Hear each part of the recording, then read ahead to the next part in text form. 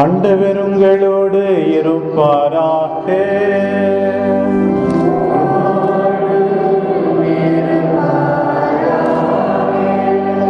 தூய யோவான் எழுதிய நற்செய்தியிலிருந்து வாசகம்.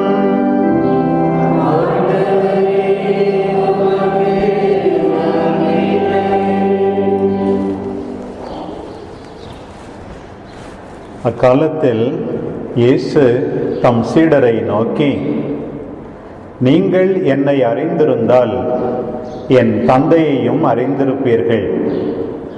இது முதல் நீங்கள் தந்தையை அறிந்திருக்கிறீர்கள், அவரை கண்டும் இருக்கிறீர்கள் என்றார்.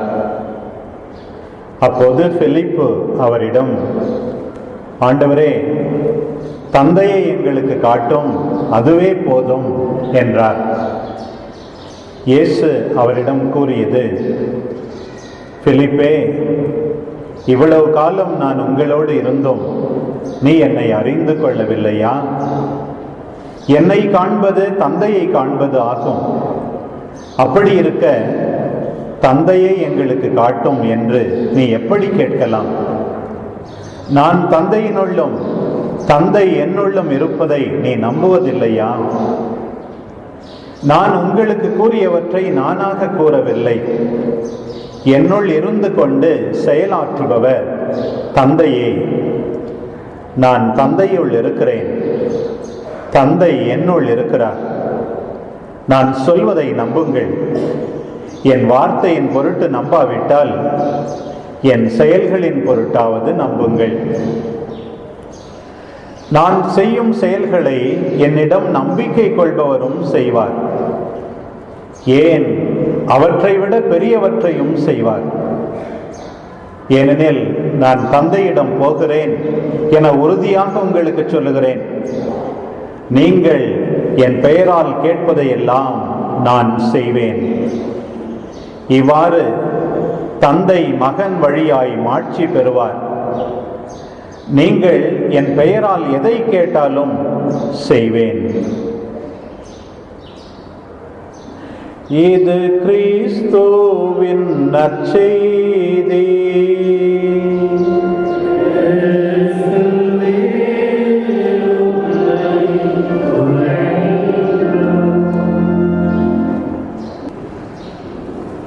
ஆண்டவர் இயேசு கிறிஸ்துவில் என் பிரியமானவர்களே, இந்த ஆலயத்தில் நாம் எல்லாரும் இன்றைக்கு கூடியிருக்கிறோம் என்றால் நாம் எல்லாரும் இறைவனில் நம்பிக்கை கொண்டிருப்பதால் தான். ஆனால் நம்முடைய நம்பிக்கை எவ்வளவு உறுதியானது, எவ்வளவு ஆழமானது? சில பேர் பிரச்சனைகள் வரும்போது குழம்பி போய் நம்பிக்கையை கைவிட்டு விடுகிறார்கள். மனம் போன போக்கிலே வாழ்கிறார்கள். மனம் போன போக்கிலே சில பேரை பின்பற்றுகிறார்கள். பொருட்களை, ஆட்களை நம்பி ஏமாந்து போய்விடுகிறார்கள். ஏன் உங்கள் நம்பிக்கை இப்படி போய்விட்டது என்று கேட்டால், கடவுள் இன்னும் கொஞ்சம் எனக்கு கொடுக்க வேண்டும், என்னோடு எப்போதும் இருக்கிறார் என்ற உணர்வை கொடுக்கவில்லை, என்னுடைய வாழ்க்கையில இன்னும் புதுமை பல நான் எதிர்பார்த்தேன், செய்யவில்லை, நான் எதிர்பார்ப்பது போல கடவுள் செய்யவில்லை என்றெல்லாம் காரணம் சொல்லுகிறார்கள். பிரியமானவர்களே, ஏற்கனவே ஏராளமாக கடவுள் நமக்கு செய்திருக்கிறார். அதை நாம் இன்றைக்கு புரிந்து கொள்ள வேண்டும். ஆண்டவர் இயேசு தம்முடைய தந்தையை பற்றி பேசுகின்ற போது அப்போஸ்தலர்களில் ஒருவரான பிலிப்பு, தந்தையை எங்களுக்கு காட்டும், அதுவே போதும் என்று சொல்லுகிறார். இன்றைக்கு கூட நாம் ஏதேதோ கடவுளிடமிருந்து கேட்கலாம். ஆண்டவரே, வேற ஏதாவது எனக்கு செய், அது போதும். இந்த அற்புதத்தை என்னுடைய வாழ்க்கையில் நீ செய், அது போதும். நான் குழம்பி போயிருக்கிறேன், என்னை சரி செய், அது போதும் என்றெல்லாம் நாம் கேட்கலாம். ஆனால் பிரியமானவர்களே, ஆண்டவர் ஏற்கனவே ஏராளமாக செய்து விட்டார். சிந்தித்து பாருங்கள். குழந்தையாய் பிறந்ததிலிருந்து இது நாள் வரை ஆண்டவர் செய்த அற்புதங்களை சொல்லி மாளாது ஏராளமாக செய்திருக்கிறார். இன்னும் அதிகமாக புதுமை செய் என்று நாம் எப்படி கேட்கலாம்? அதுக்குத்தான் ஆண்டவர் சொல்லுகிறார், இவ்வளவு நாள் உங்களோடு இருந்தோம், தந்தையை எங்களுக்கு காட்டும் என்று கேட்கிறாயே. என்னை காண்பவன் தந்தையை காண்கிறான். ஆண்டவர் இயேசு பாவிகளிடம் மிக மிக இரக்கமாக இருப்பதாக குற்றம் சாட்டப்பட்ட போது ஆண்டவர் என்ன சொன்னார்? ஊதாரி மைந்தனுடைய கதையை சொல்லி, என்னை குற்றம் சாட்டுகிறீர்களே, பாவிகளை ஏற்றுக்கொள்ளுகிறேன், மன்னிக்கிறேன் என்று சொல்லுகிறீர்களே, என்னுடைய தந்தையை நான் உங்களுக்கு காட்டுகிறேன் பாருங்கள். இந்த ஊதாரி பிள்ளை ஓமையிலே வருகின்ற அந்த தந்தையை போல என் தந்தை கனி உள்ளவர், இரக்கம் உள்ளவர், தாராள குணம் உள்ளவர் என்று தந்தையை படம் பிடித்து காட்டினார். ஆகையினால்தான் ஆண்டவர் இங்கே சொல்லுகிறார், என்னை காண்பவன் தந்தையை காண்கிறான், தந்தையை காண்பவன் என்னை காண்கிறான். இன்னும் அதிகமாக வேண்டும் என்று சொல்லிக் கொண்டே இருக்காதீர்கள், என்னை நம்புங்கள் என்று சொல்லுகிறார். தொடர்ந்து சொல்லுகிறார், என்னுடைய வார்த்தையை நம்பாவிட்டால் என்னுடைய செயல்களை பார்த்தாவது நம்புங்கள். பிரியமானவர்களே, இன்றைய உலகம் வார்த்தையை நம்ப தயாராக இல்லை. உடைய வாழ்க்கை எப்படி இருக்கிறது என்றுதான் பார்க்கிறது.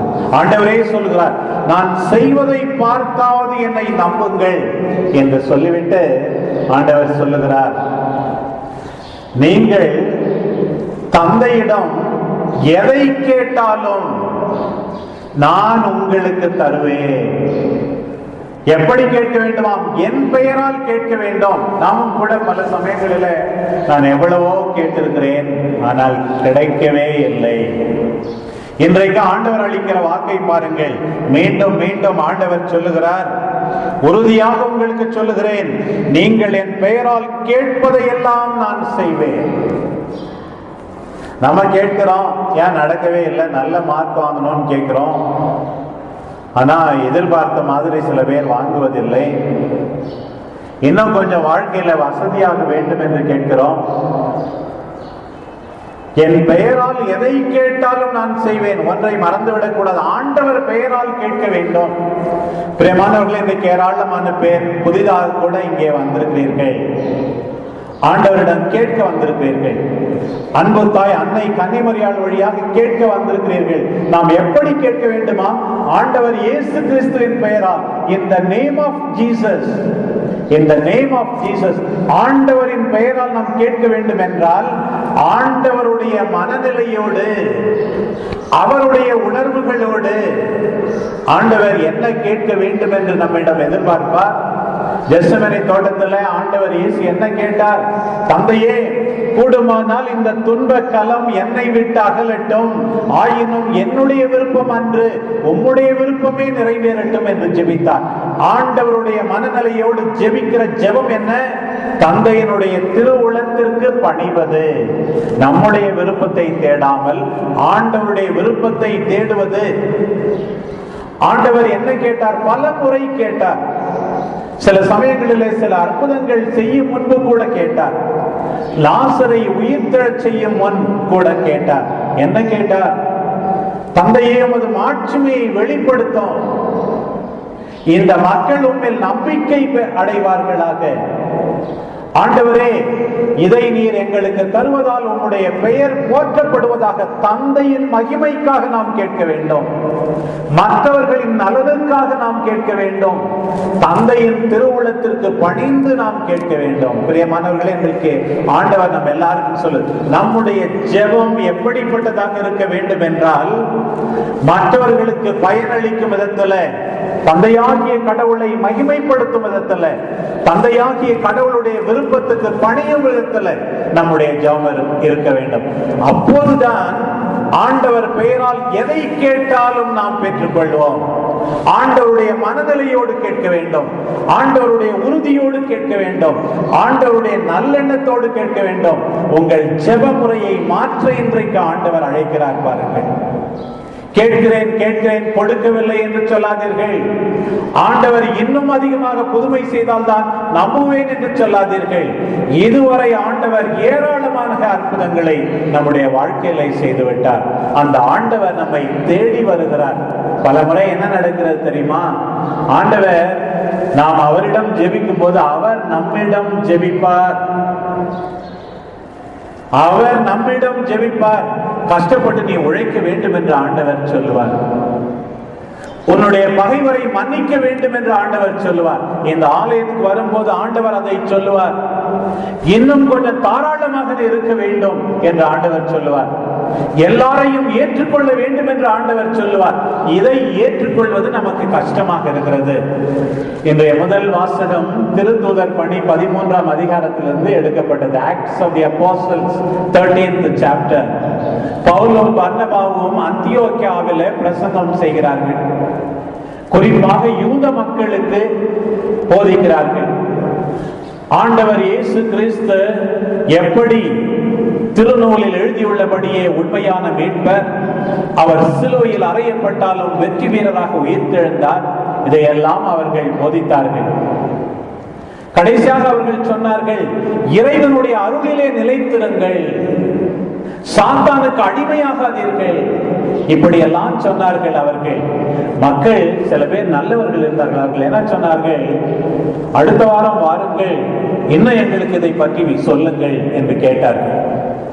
அடுத்த வாரம் வந்த உடனே பாருங்கள், ஓய்வு நாளில் ஆண்டவரின் வார்த்தையை கேட்க ஏறக்குறைய நகரத்தார் அனைவரும் கூடி வந்தார்கள். பாருங்கள், எல்லாம் ஊரே வந்துவிட்டதா. முதலிலே ஜெபக்கூடத்திலே போதித்தார்கள், கொஞ்சம் பேர் வந்தார்கள். இப்போது ஊரே கூடி வந்துவிட்டது. இதை பார்த்த உடனே நம்முடைய வாழ்க்கை முறையை மாற்ற வேண்டி இருக்கிறது என்று சொல்லி யூதர்கள் அவர் மீது பொறாமை கொள்கிறார்கள். மக்கள் திரளை கண்ட யூதர்கள் பொறாமையால் நிறைந்து பவுல் கூறியதை எதிர்த்து பேசி அவரை பழித்துரைக்கிறார்கள். பாருங்கள், பொறாமை. பொறாமை மட்டுமல்ல, தங்கள் வாழ்க்கையை மாற்ற வேண்டுமே என்ற கவலை, இந்த ஆள் பின்னே இவ்வளவு கூட்டம் என்ற கவலை. எனவே அங்கே இருக்கிறவர்களை எல்லாம் தூண்டிவிட்டு அவர்களை ஊரை விட்டே போகும்படி செய்கிறார்கள். அப்போதுதான் புறவினத்தாரை தேடி பவுலும் பர்னபாவும் போகிறார்கள். இன்றைக்கு ஆண்டவருடைய வார்த்தை நமக்கு வருகிறது. ஒருவேளை பொறாமை இல்லாமல் இருக்கலாம், ஆண்டவர் சொல்வதை ஏற்றுக்கொள்ள மனமில்லாமல் ஆண்டவருடைய வார்த்தையை அறிவிப்பவர்களை அல்லது ஆண்டவருடைய வார்த்தைப்படி வாழ்பவர்களை ஊரை விட்டே நாம் துரத்த நினைக்கவே கூடாது. அப்படித்தான் அவர்கள் அங்கிருந்து பிரிந்து போகிறார்கள். கடைசியாக நடப்பது என்ன? அவர்கள் அங்கிருந்து போனார்கள். ஆனால் ஆண்டவருடைய வார்த்தையை நம்பியவர்கள் தூய ஆவியால் ஆட்கொள்ளப்பட்டு மகிழ்ச்சியில் திளைத்திருந்தார்கள். If you accept the word of God, you will be happy, you will be filled with the Holy Spirit. ஆண்டவருடைய வார்த்தை நம் எல்லாரையும் தேடி வருகிறது. ஆண்டவரே, உம்முடைய மனநிலையோடு நாங்கள் எல்லாரும் வாழ ஆசைப்படுகிறோம். இப்படித்தான் நம்முடைய வாழ்க்கை முறை அமைய வேண்டும். பிரியமானவர்களே, ஆண்டவர் ஏராளமான அற்புதங்களை செய்துள்ளார். நம்முடைய அன்பு தாய் அன்னை கன்னிமரியாளின் வாழ்க்கையில ஆண்டவர் செய்தது போல வல்லமை மிக்கவர் அரும் பெரும் செயல்களை செய்துள்ளார். ஆண்டவருக்கு நன்றி கூறி வாழ்வோம். ஆண்டவரை நாம் நம்புவோம், நம்பி ஜெபிப்போம். இயேசு கிறிஸ்துவின் மனநிலையோடு ஜெபிப்போம். ஆண்டவருடைய வார்த்தையை ஏற்றுக்கொள்வோம். கடவுளின் திருவுளப்படி வாழ்வோம். அப்படி வாழ்க்கை அமையவில்லை என்றால் இப்போதாவது வாழ்க்கையை மாற்ற நல்லெண்ணம் கொள்வோம். அன்பு தாய் அன்னை கன்னிமரியாள் உண்மையான சீடர், முழுமையான சீடர், நமக்கு மாதிரி, நமக்கு பரிந்து பேசி உண்மையான சீடர்களாய் வாழ ஆற்றல் அருள்வாராக. ஆமென்.